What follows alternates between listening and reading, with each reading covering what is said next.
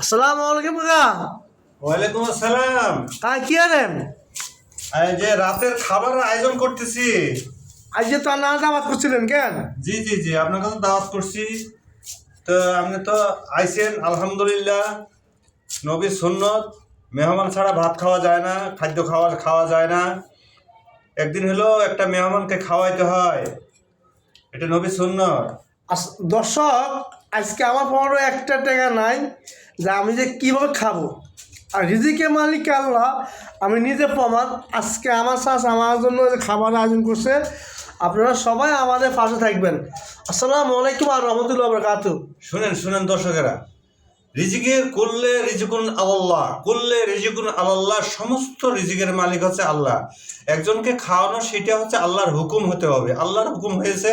তাই আমি ওনাকে এনে চারটা কিছুটা হলেও তাকে খাওয়ার যে তৌফিকটা আল্লাহ দিয়েছে আমাকে, শুকরিয়া আল্লাহর দরবারে, আলহামদুলিল্লাহ রাব্বিল আলামিন। আলহামদুলিল্লাহ আলহামদুলিল্লাহ আলহামদুলিল্লাহ। ভিডিওটা ভালো লাগে লাইক, ভিডিওটা ভালো লাগে লাইক কমেন্ট শেয়ার করতে ভুলবেন না। আল্লাহ হাফেজ।